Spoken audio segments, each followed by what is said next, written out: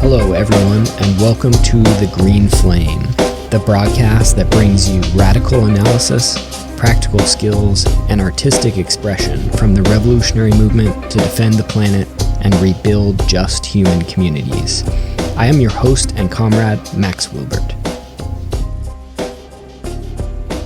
Today's interview is with Roger Hallam. Roger is most well known for being the co-founder of Extinction Rebellion, but he was also part of starting other organizations, including Radical Roots, Burning Pink, and Just Stop Oil. Roger is a longtime activist. He's been studying activist strategy, organizing, and revolutionary movement strategy in an academic context as well. He's been to prison for his direct action many times, and he's an advocate for more radical and strategic thinking in the face of the crises that we're facing. I found our conversation to be very interesting.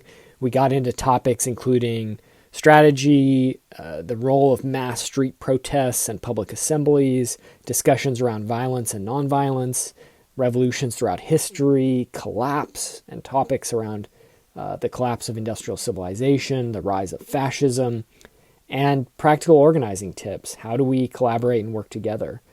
I don't agree with Roger on everything, but I'm always thrilled to discuss these topics with very passionate and hardworking people like him. We love to bring you interesting voices on this show that we can learn from and expand our perspectives, even if we don't overlap with them entirely. We think it's very important to have these conversations, to engage in dialogue, and to move forward.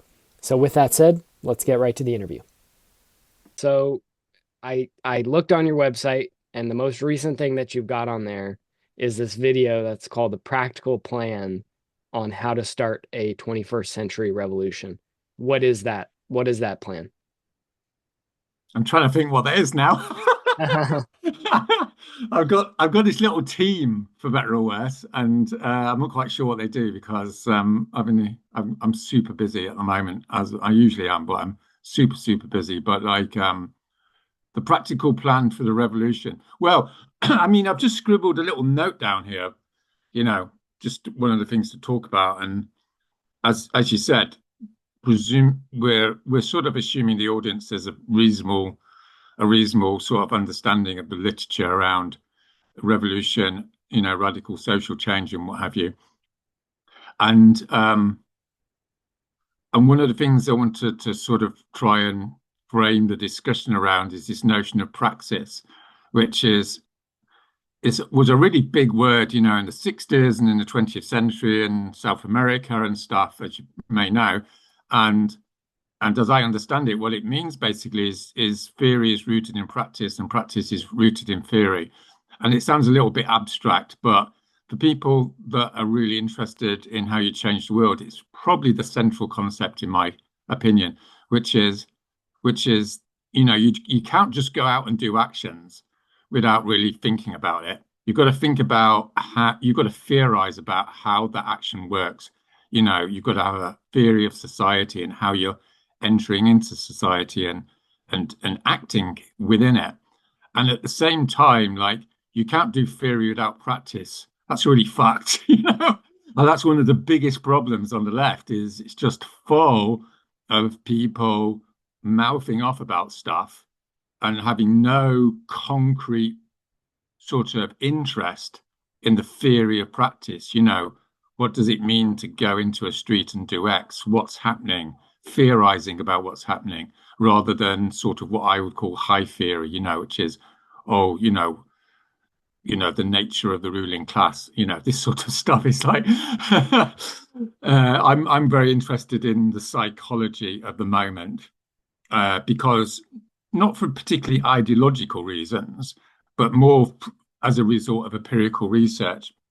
In the sense that I did, as you may know, 5 years of research at King's College in London, PhD research on the psychology of mobilization, which is just a posh way of saying, how to cause trouble effectively, as I like to say. And, all of that research is really spent on the front line of campaigns going, so what are you doing? What's your plan? Okay, you're going to do that. Does that work? How does it work? How could it work better? All this sort of stuff, right? Because this is how we're going to save lives. That's how I look upon it. It's a practical moral imperative. So this is all a little bit of a preamble to what the plan is. Uh, so the plan is to come up with a a best bet design, go and act upon it, informed by your theory, as you might say, and then iterate on it. So you're developing a praxis through time and getting better. So I'm going to give you a little plan now, but it's within the context of understanding that it's a living proposition. It's a living thing. And if you or someone else, emails in and says, "Oh, Roger's rubbish, I should do this," well, that's all good, right? Because we're all working together to try and find out what basically makes the whole thing tick. So anyway, I better give you an answer now, haven't I? So what's the question? The practical design for the revolution. Yeah. Broadly speaking, across the Western world, which is broadly what I spend my time designing in that context, is there's a rediscovery of the classical revolutionary strategy, which I construct as having two elements. It's a pincer movement between two different meta developments, as you might say. The first development is the street movement.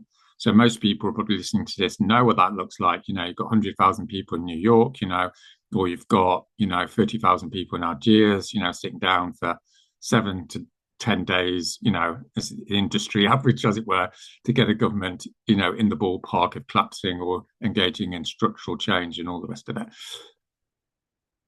So that's all well and good. But in classical revolutionary praxis, there's another element, which is the alternative governmental institution, which is a long, waffly way of saying assemblies, really. And assemblies come in various shapes and forms. So that's when ordinary people gather together and, with varying degrees of institutionalization, decide on the common will of the people, as you might, construct it. So the reason why this works, arguably, is because if you just have a street movement, as we know, and this is one of the biggest disasters of the last 30 years of practical activism, as it were, is you go to the powers that be, and even if you win, like you did in Tahrir Square, if you haven't got an institutionalized framework, an infrastructure to take power or dissolve power, depending upon how you want to play it, then what happens is you just get a vacuum and the bad guys and the fascists move in. So you need to basically be organizing simultaneously with the street movement a mechanism for making collective decisions, right? And some people call that the state and some people don't. I'm not really that interested in that debate. I mean, at the end of the day, organization is necessary in a social sense. So it's a matter of how it's a matter of giving people some practical experience of how to do that. So the other idea is, oh, you just have the assembly. So the problem with just having the assembly, like there was a citizens' assembly in France, it came out with loads of great stuff on the climate, and surprise, surprise, the state just ignored it. Well, why did the state ignore it? Because it's got no street movement to support it. So, as you probably know, in classical revolutions, you have the Soviet, or you have the Estates General, or you have the Parliament. The powers that be try and get rid of it, and the street movement comes onto the street and protects it. But the street movement is given voice by the alternative governmental institution, i.e., the assembly. So you can see this synergistic dialectical sort of relationship. And then between the two, you're in the ballpark of getting some sort of, reasonably ordered transition to what we all want to see in the last analysis. So that's one way of putting it. He says nervously, obviously, you asked me in 5 minutes to give you the plan. It obviously sounds a bit naff, but there's obviously another 50 hours of explanation around all that. But that's the general gist, as I Yeah, understand it. it doesn't sound crazy at all to me. One of the pieces that I really liked that I wrote down that you had on your website was a growing alliance of the willing needs to shut down the economy. That is the death machine that is taking us to extinction, blocking roads and transport infrastructure, city centers and financial districts. I mean, this to me seems like the fundamental element that is missing from so much of the environmental movement, the climate movement, um, in general, is this understanding that the economy, as I'm sure you know, there's this direct one-to-one correlation between GDP and emissions. To use emissions as a rough proxy for all environmental impacts, and the only times that we've seen significant declines in emissions, I won't say major, but significant declines in emissions, as well as in Amazon deforestation and so on, is when there've been major recessions in the past. So I appreciate that your work focuses on that element and identifies the economy as it currently exists as not something that is serving the well-being of humans in the future, let alone the natural world as a whole and all the other life on this wonderful planet, but as actually something that we need to interdict and to stop. So, would you mind expanding on that a little bit for folks, just maybe who are on the edge? I think that most of the listeners to the show will understand that, but for people who are on the edge or are struggling to understand the need for this, could you speak to that point a little bit further? Well, there's several 200-year debates going on here, right? So I think one of the big things we want to say is we need to study history, and we've just had 30 years of ideological like indoctrination into the radical space that it's not actually possible to have a revolution. Revolutions are this funny thing that happens when you go through a little phase in your college days or something, or it's some bloodthirsty, Leninist sort of civil war scenario. I mean, neither of those two things are the main show. The main show historically is every 30 to 50 years, most countries in the world have revolutions. They have major moments of major disruption. So the first thing we need to understand is revolution is not a peripheral historical phenomenon. It's actually central to the process of history. We've just had a bit of a calm patch, at least in the global north, right? And we're going to enter into another revolutionary period.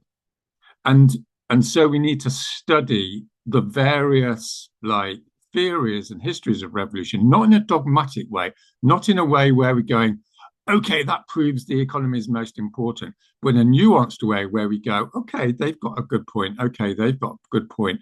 And then we synergize these points and then apply them to the present moment, which obviously is unique, not in an absolute sense. It's not like saying the present moment has no relationship to the past. What it means is the present moment does have a relationship to the past, but it has unique features. And the unique features, of course, is that we're facing extinction of the human race. And there's reasons why that's happening, primarily putting carbon into the atmosphere, but this is part of obviously a larger complex of dysfunctionalities, as you might say. So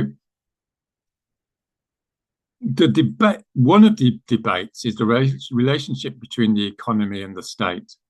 And you're probably I'm answering this in a bit of a roundabout way because I'm trying to move the debate on, or the discussion on, away from a simplistic idea that we just go after companies. And this is the default, particularly in American and Canadian activism, is there's these nasty companies and we're going to go and do them in.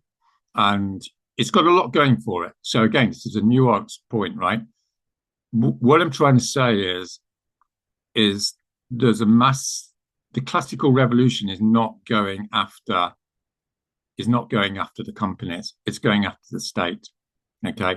And then the going after the state proposition then historically splits into two elements, which is the Marxist analysis and the anarchist analysis, as you probably know, right? So the Marxist analysis, get control of the state, and then you basically wallop capital and you don't have these companies anymore, which socialize the means of production, blah, blah, blah. And the anarchist orientation is you get rid of the state. Now, there's a complex relationship between those two traditions because, arguably Lenin, for instance, had an anarchist orientation. He was going to get rid of the state. He was just going to use it to wallop everyone first. And we know where that led, right? But I think the intelligent left over the last 30 years is saying we need to move beyond that dichotomy. And we say, yes, we are going to get rid of the state in the sense of it being a function of capital. But We don't have this idealized, rather airy idea of not having a state, because by definition, collective decisions have to be made, right? That's just a metaphysical reality. So then we don't need to have an argument about the state or not the state. What we have to have a discussion about is how are we going to create a society where the popular will is educated, informed, and free to act within the interests of the whole of society, and in the modern moment, the whole of nature and the whole of the next 10,000 generations, right? Because the causalities of what we do, as we all know, spread across time and space in a way they never used to in the classical period. So, what does that mean? What that means is we have to have an assemblies movement that is offering the general public, which is exponentially becoming more disillusioned and looking for a revolutionary alternative. We need to work in those communities to, through assemblies, to create some empowerment and some direction of travel on what's going to come after the capitalist state, given that the capitalist state is now inevitably going to collapse because it's destroying itself by the day. So that doesn't mean we're not going after the companies, but we need like a multi-pronged ecology of resistance, as I would call it, right? Some people are doing the strikes and going after the companies. Other people are doing the assemblies, and it all comes together in moments of civil resistance. That's the pincer movement, where you've got the assembly proposition and you've got the street movement activist proposition coming in at the same time. I mean, I'm assuming we don't need to persuade the audience that, we need all this change. There's no point signing petitions. You can move on from that discussion. So once we moved on from that discussion, what we're looking at is what I would call like a hegemonic vision of it's not a reactive vision, right? So this is another major problem with the neoliberal activist sort of orientation is it's reactive. And, things like Seattle in 1999 and all that sort of stuff was basically saying, we're against the system and the system is in place. What I'm arguing for is the opposite. We are now the hegemonic force because we have the solution, right? The system is going. It's going to be gone in 10 years, maybe 20 years, maybe 5. So the issue now is not how do we battle this system and have our little minority activist culture? It's basically how do we actually take leadership in society so that when the crash comes, and this is the fundamental point, when the crash comes, we don't have fascism. What we have is some form of deliberative ecological alternative, which necessarily isn't going to be utopian, right? Utopian is an abstraction, but it's going to be a hell of a lot better, obviously, than the well-trod route of various forms of fascism. It's really interesting. I love what you're sharing, and it's making me think for many years. So I've been around. I actually grew up in Seattle, so I was 11 years old in 1999 when that happened. So I grew up as a little baby activist, literally like the year after, in 2000, going to these meetings of all these people who'd been part of those mobilizations. And there was this really beautiful and interesting cross-pollination between labor movements, environmental movements, Yeah, anarchists, Marxists and communists, feminists, people working in solidarity with the Zapatistas, all these people. So I benefited from that personally. But one of the points that I have come to, which I think is parallel to exactly what you're talking about, is that so many radicals, I think, are content with existing on the margins to some yeah, extent, and sort of embrace this very reactionary and counterproductive sense of holier than thou. I am the one who has been rejected by society or represent a viewpoint that is extreme or unusual, and that in itself validates my ideology. And so I've been saying that we need to claim the mainstream because it is not radical, of course, to be advocating for radical social transformations that enable survival of the species and survival of millions of other species on this planet. That's actually the most moderate, reasonable position one could take, of course. So the other point that I wanted to bring up, which it sounds like you're perhaps on the same page about, but I think the way that you're talking about it, the rhetoric that you're using, the way that you're approaching the subject is very interesting. And it's this idea that collapse of this system as it currently exists is inevitable, that it is that's the definition of unsustainability, is that it will not last. Mm. And Yeah. so this way of life will not last, and it is going to experience radical transformation, probably in the pretty near future, almost certainly. And the only Mm. question is, what form will that transformation take? As you said, Yeah. will it result in a slide into ever greater fascism, which we're already seeing, elements of that rising up in different areas of the world and being pushed back against by people's movements and then rising up again? And um, or will some sort of better alternatives exist, which, as you say, can't and won't be utopian by definition. Um, Mm. yeah, this idea of one of the ways that I have thought about this is that if the collapse is inevitable, we want to maximize the positive impacts of that and minimize the negative impacts. In other words, the collapse of this current regime, this system that we live under, likely means a big reduction in pollution. Like that's a good thing. Likely means a big reduction in greenhouse gas emissions. At the same time, means collapse in food systems, the rise of fascism, potential large increases in violence and resource conflicts and wars, all these different negative impacts as well. So it's really about how do we manage this situation moving forward, with a clear-eyed vision. And this, to me, ultimately, it's interesting to me to hear you talk about this, Roger, because so many people are living in a utopian space, in my opinion, on these issues, where they believe in some sort of eco-utopian future where we change the electric grid to renewables and society continues in the exact same way that it has been running up until this point. People are afraid of change often, and it's Yeah. very understandable. But I see that rhetoric so broadly, here in the United States with things like the Green New Deal and represented by people like AOC or Bernie Sanders and these sort of progressives and socialists who bring this vision that involves some very positive transformations, I think. And as you said earlier, you can't paint all these things with a broad brush. There's a lot of nuances here, Mm. but which in my view, at their core, represent some utopian thinking that doesn't reflect the reality of the situation. Yeah, those are Yeah. just a few reflections. Yeah. Yeah. I think we've inherited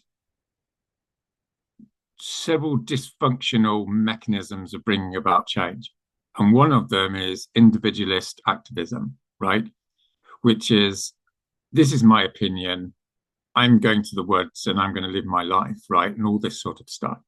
And I'm not ultimately criticizing them all in the sense that anything people do, it needs to be understood. You see what I mean? People have their reasons, and it's very psychologically like understandable, right? That people are totally fucked off and they're going, I'm off, I'm going to go to my commune, I'm going to go to the woods, I'm going to do all this stuff. But it's not, we need to have the courage to understand that's not the necessity of the present moment, right? The necessity of the present moment is some form of revolutionary collectivism, because if the human race is going to survive, everyone has to work together.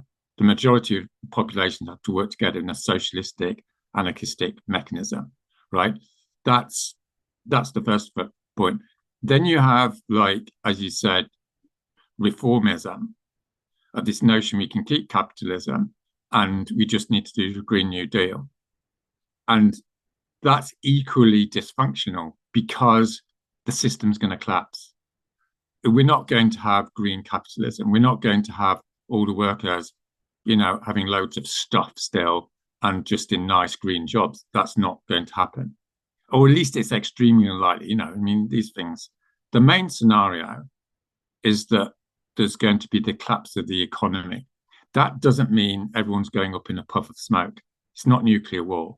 It's what has happened 100 times in history, which is a civilization collapses. People are still there, right? They just have less stuff. And the real question is, do they have a renewal of democratic culture, or do they succumb to some sort of dysfunctional fascistic regime? And there's enormous agency in there because if you look at revolutionary disruptive periods in history, there's massive, there's these are moments when individuals and movements and groups have this massive agency to actually affect things. You know, in a solid in 2005, whatever you and me did, it was rubbish, right? Because nothing was ever going to change because neoliberalism was dominant. You see what I mean? It's like, you know, I wouldn't. I went off and grew carrots for 20 years. You know what I'm saying? I didn't have any good ideas. I was just going. It's most people want to do the neoliberal thing. There's no way you're going to be able to change them. That's not 2024, right? 2024 is going. This whole fucking thing's going right, and the majority of Western populations already know it. Usually, about 50% of the population already is of the opinion we're going to collapse. Right? It's not rocket science.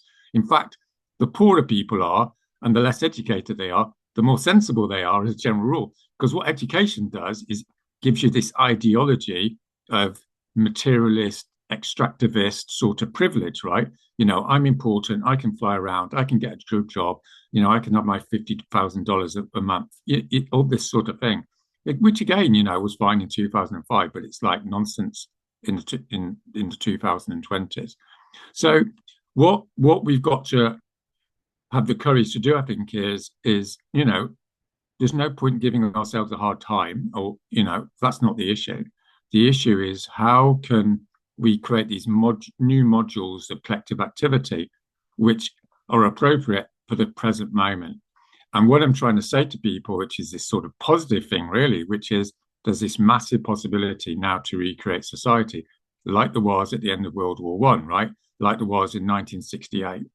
You see what I mean? These are the moments, there's historical moments, you know, 1871 in Paris, you know, these moments, and you read them and you sense that enormous potentiality.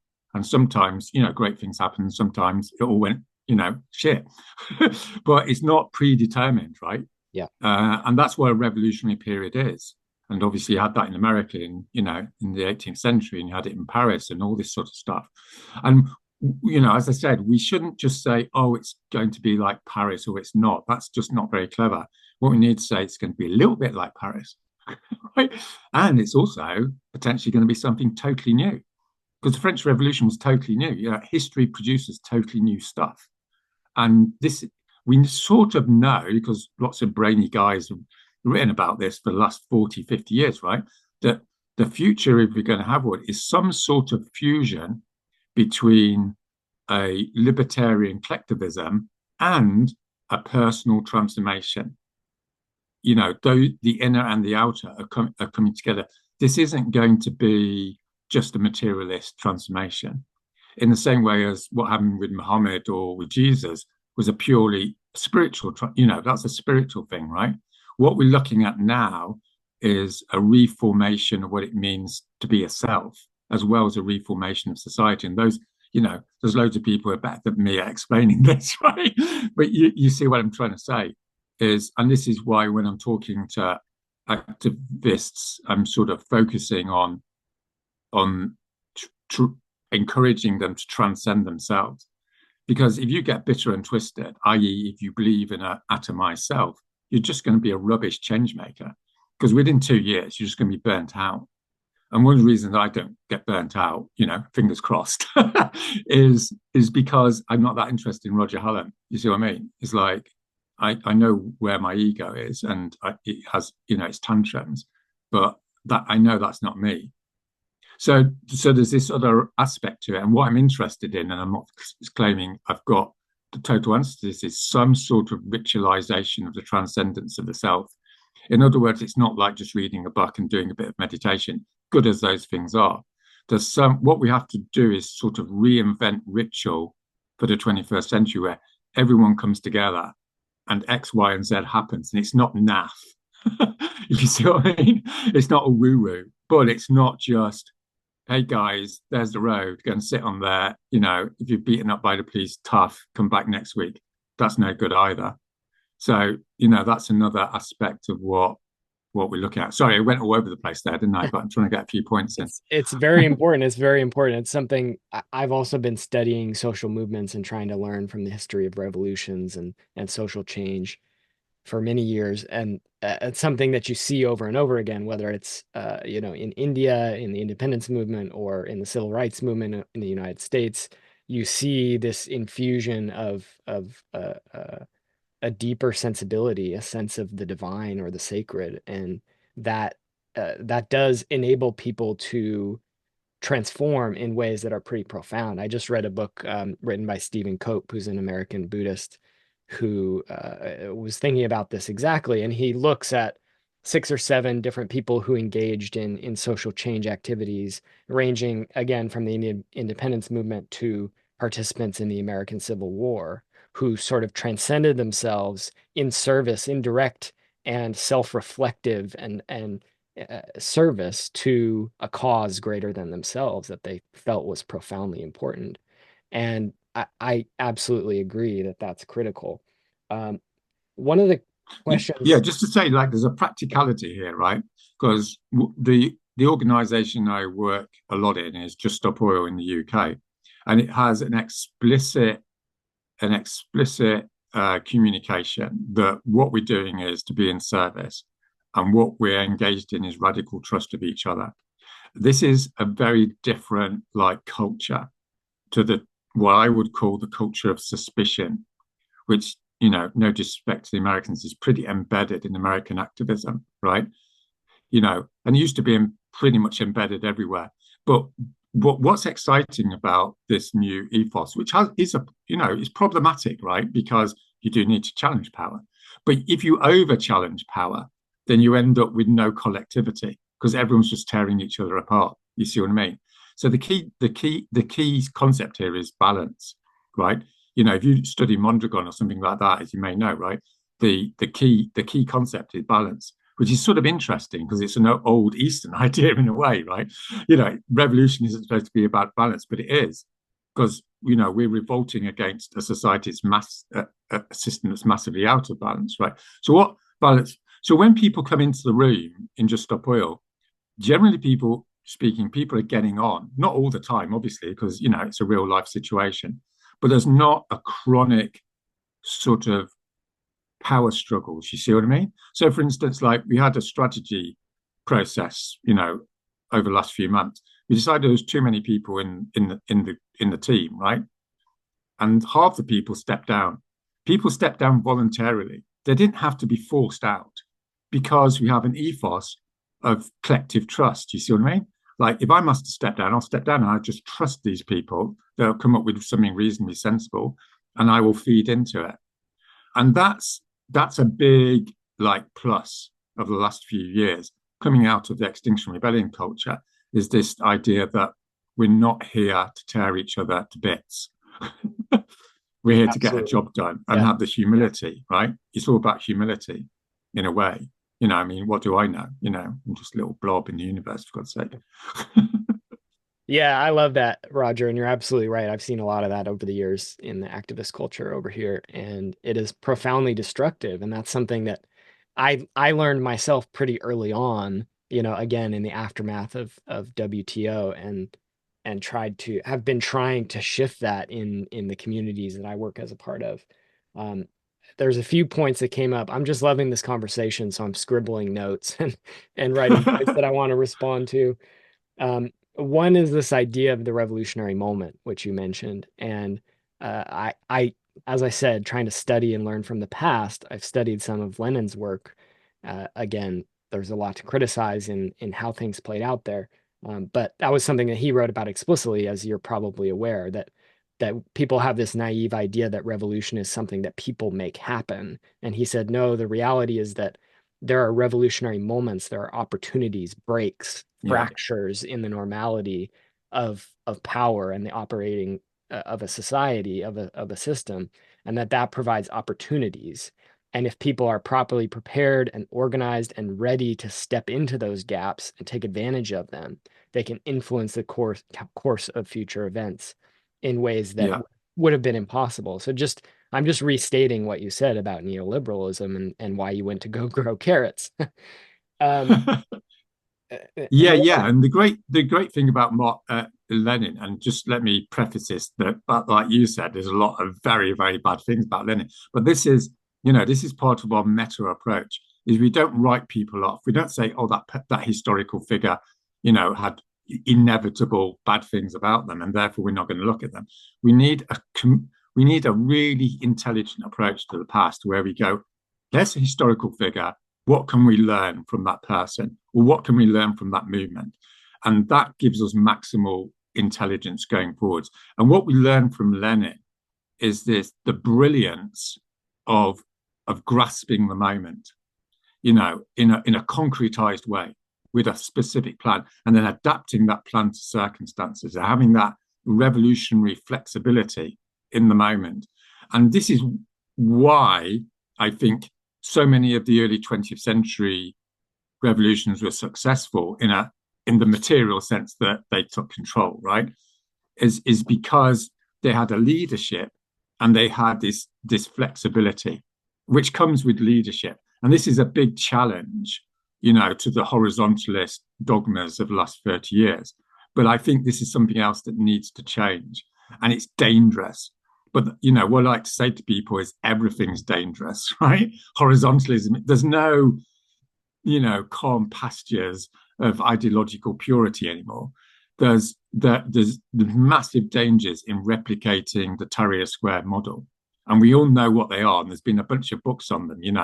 You can tear down a regime, but that doesn't mean anything. In fact, it's relatively straightforward, right? To tear down a regime. The difficulty is creating an ethical leadership which can be trusted to transition to some form of humane socialistic arrangement. And, at the danger of sounding like, politically incorrect, this is what Washington did in the American Revolution, as I understand it. And again, you can criticize this guy, and I'm sure, but what was interesting about the American Revolution is they made a transition. They didn't go back into, an absolutist monarchy. And why was that? It was partially because of the intelligence of the leadership.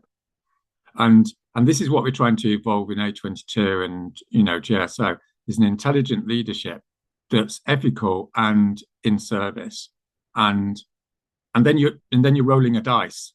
That's as far as I've got, right? But what I am clear about is you need a leadership, because you need to be able to move fast. And it's a battle, right? Taking control of the state. It's not pressing a button. You need to be clever. You need to be saying, okay, we're going to go into the center of London, at 6 o'clock tomorrow, not at 12 o'clock, like they did in Birmingham in 1963. If you follow that campaign, it was like you had the troops, and they're going, get on the buses, go into the center of town. These aren't insignificant things. Revolutions are made by the hour, not in some library, talking about macro dynamics. So yeah, that's the leadership element of it, I suppose. Yeah, absolutely, completely agree. And that's something that I've seen again and again is people whose only experience with leadership or any sort of hierarchy is abusive figures in their own family or abusive bosses in a workplace, politicians at the national and regional local levels who abuse their power and lie repeatedly and so it's no surprise, of course, that people react Yeah, bad absolutely. against leadership because there's no experience. There's hardly any experience with truly ethical leadership that is in service to the community and to the people, which is, of course, what real leadership is. Anything else is just that's not leadership. That's abuse. It's Yeah, and we've structure. all, I'm sure most people listening to this, or many people, have read the anarchist critique, right? It's been going on since 1870, and it's an enormously powerful critique. And Mhm. I was a fully fledged anarchist, in my early 20s. I've read it, I understand it, I get it, and it's not the whole picture, right? Note and.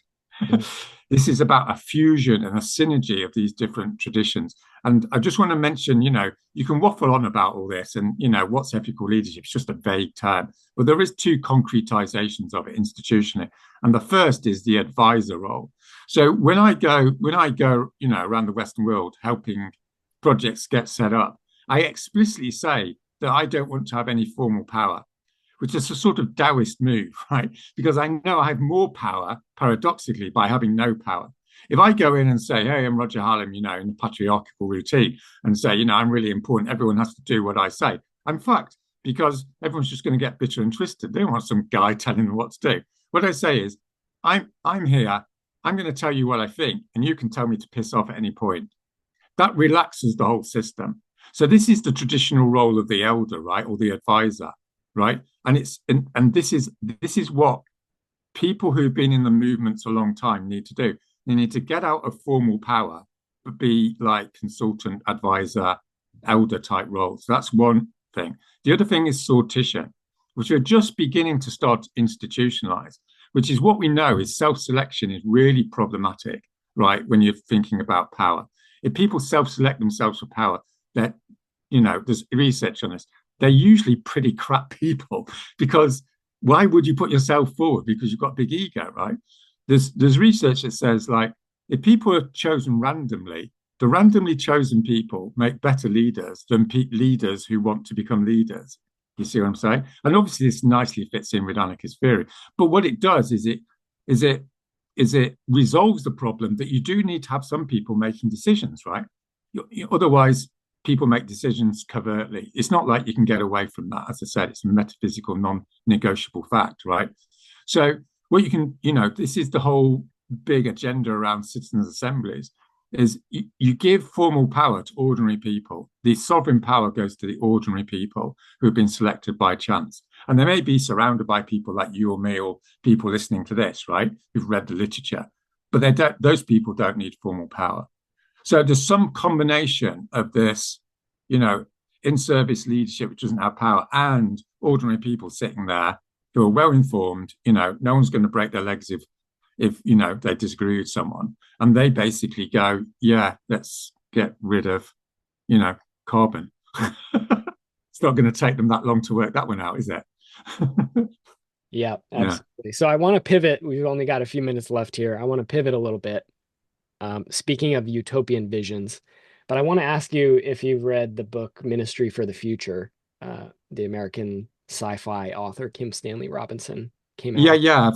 I've had half a chat with him, and I Mhm. read the first three chapters, which sort of sums up my life, really. So I apologize. Well, one of I've, this is more of a I've had broad, loads of people tell me about it all, and right? my partner's read it, and Yeah, but I'm, I've got 24 hours in a day problem. I Yeah. hear you.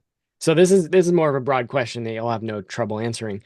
Um, and I'm curious to your opinion on it.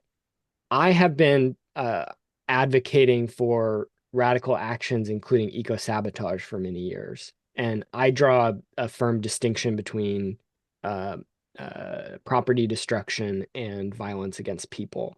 And I know it's been a big part of your work to emphasize the importance of nonviolence and how central that is in building mass movements and shifting the entire culture at a broad level, which makes a lot of sense to me. And I find myself in a strange position where sometimes I'm paradoxically the most radical property destruction supporter and the most radical in support of nonviolent tactics in the room. Um, and one of the themes in Ministry for the Future, of course, there's the giant heat wave, as you read, all these people die, and a radical underground movement arises based in India in the book that begins, sabotaging infrastructure and taking more radical actions that do in the book that do involve violence against people, but that begin to shift the culture. And I'm curious, based on your reading of history and study of these issues, because we know across the board, whether we're talking about, the Deacons for Defense in the Civil Rights Movement, who were war veterans and carried weapons to defend many of the marches from the KKK and to defend people's houses and so on. So they weren't using offensive violence, but they were defending themselves. and more radical elements in independence struggles and so on, that you do see this range of approaches being used. And so I'm curious what you think, because one of the ways that I look at this is that as the situation gets worse and worse, as climate change accelerates, refugee crises, resource scarcity, water scarcity, all these different things, that we will see increasing radicalism, regardless of whether we like it or not, that there will be increasing amounts of underground action, eco sabotage, more violent movements that do arise. And we're already seeing that to some extent. Um, so I'm curious, just your thoughts on that phenomenon, both historically and as it's playing out now in relation to the movement that you're trying to build or trying to contribute to. Yeah, yeah. Well, you've given me 11 minutes. So Let's hear it. Let's hear it, it's Roger. almost impossible to comment on this in 11 minutes without sounding like a bit of a dick, if you see what I mean, because it's massively complex. And and it if I should say to the audience, I deal with this in some depth in Designing the Revolution, which is a 50 episode podcast, um, which thankfully is having I'm quite pleased it's having quite a lot of influence around the world. And and where shall I start? I think um,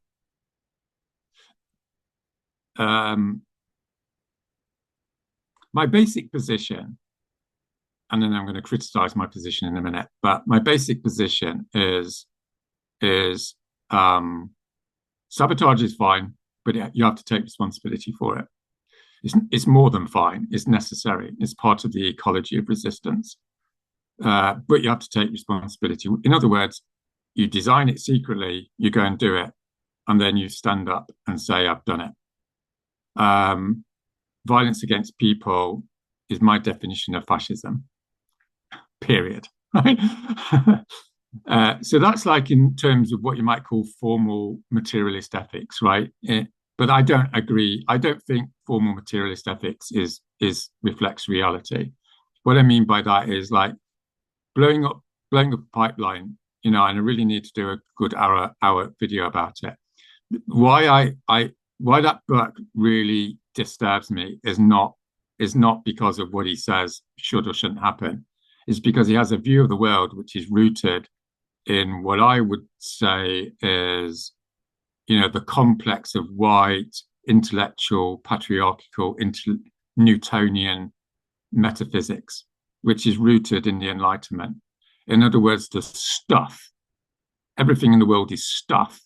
And the power analysis is you have more stuff or more power, and then you bash less power and win, or you get more stuff. And this is a metaphysic that unites the materialist left, the Marxist left, and the capitalist right. They're both rooted in the same meta analysis of reality. And I completely reject that. And I think the essence of radicalism and revolution in the 21st century is to reject that appalling sort of violation of common sense, right? That came out of the salons of the French Revolution, which basically, justified the massacres and the violence of the next 200 years. And what's getting juxtaposed to that and what's emerged is this new meta complex, as you might say, which is intrinsically anti-masculine, anti-male. And I don't mean that in terms of men versus women, right? Because obviously, men have feminine sides and all the rest of it, right? What I mean by that is a reintegration of emotion and feeling and the subtlety of what it is to be human, if you see what I mean. And that orientation is absolutely violated by the act of violence. And obviously, this is rooted in the critique of rape, critique of sexism. You see what I mean? Where it's like, I am strong, I force you to do something. And then this connects with the last 30, 40 years of research about why violent revolutions get so fucked. And it's because violence is not a tool. Like the notion of a tool is part of that enlightenment metaphysic, which is I exist, I have a tool, I bang something with it, and something happens. You see what I mean? It's Newtonianism. It doesn't exist. There's no such thing as a tool. There's a tool in the context of meaning systems. In other words, if you engage in the act of violence, the actual act of violence in and of itself is not important. What's important is the degeneration of the space into a reductive power relations. In other words, the threat of violence. Once you have the threat of violence in a social space, everything degrades. Because, if you were going to break my legs after this interview, I would completely change what I'm going to say. The only reason I can say what I feel and we can gain some compassion and intelligence is because I know you're not going to do something bad to me. As soon as you introduce violence into the system, you're back to the essence of patriarchy. You see what I mean? Which is, I'm in charge and I will kill you or I will rape you if you don't do what I say. So this is a massive, massive problem because the big success of the last, 2 centuries is the dignity of the human. You see what I mean? Is you do not go around breaking people's legs. You make arguments. You emote with each other. You sit down and sort things out, right? And we can quite easily go back to the fascistic patriarchal paradigm. It's easy, right? We know what that looks like. It's the Mongols. If your city doesn't submit, we're just going to kill you all, and we know what that looks like. So for me, like it's not some little pragmatic. It's not a little pragmatic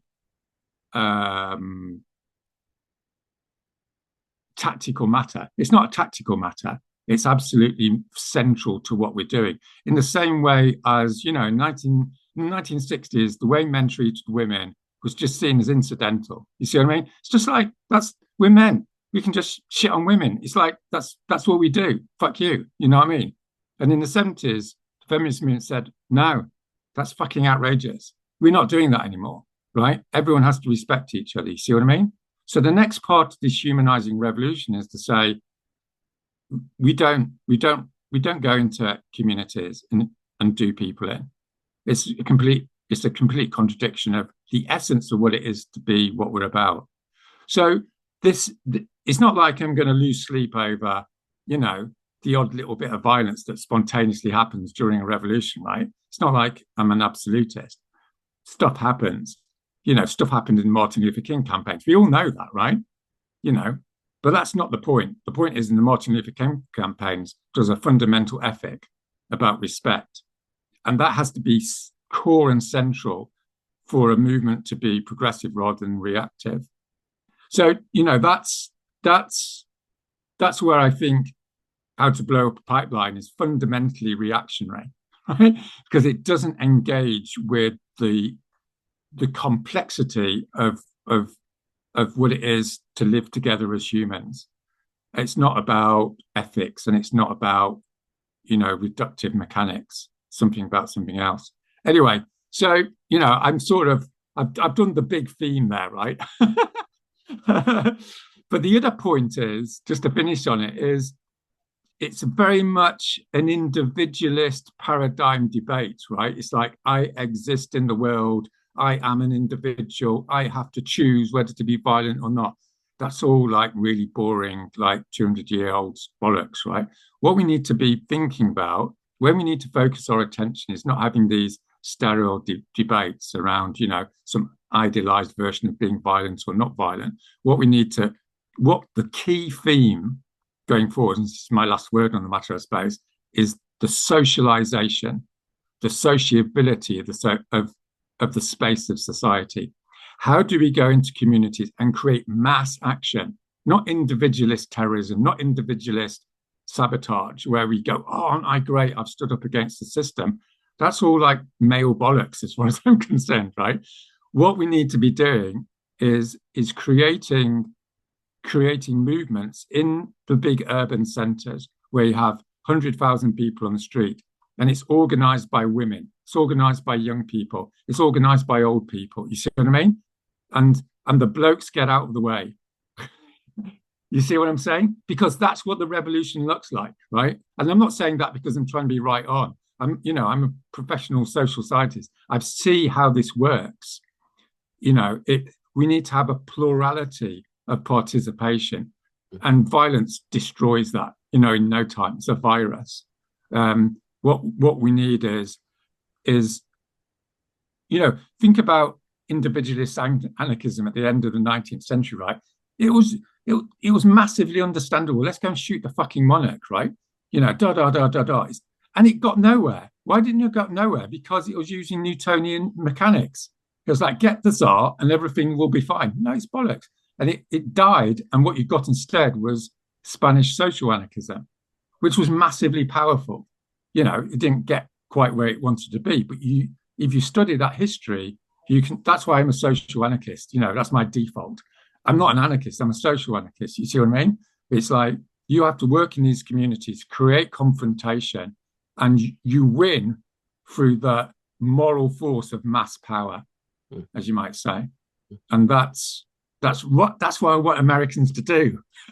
If it's mainly your audience, guys, is stop stressing about the small stuff. Get out into the communities, hold assemblies, shut up, listen to people, and then be in service to them, build that trust, and then then maybe you're going to inherit the great American tradition of whatever the great American tradition is.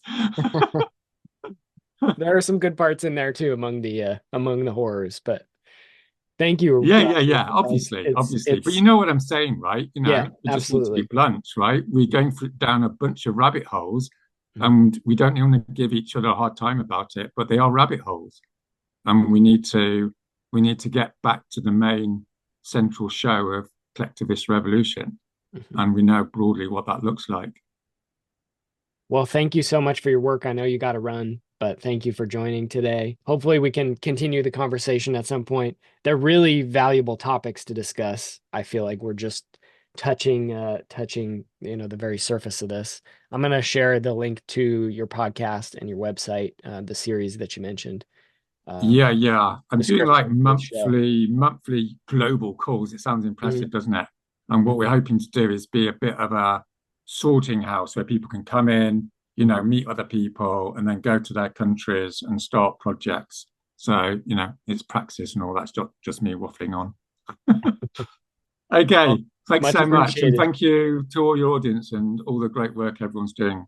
It's fantastic. Cheers. Well done. Cheers, Roger. See you again. Bye. Take care. Bye-bye.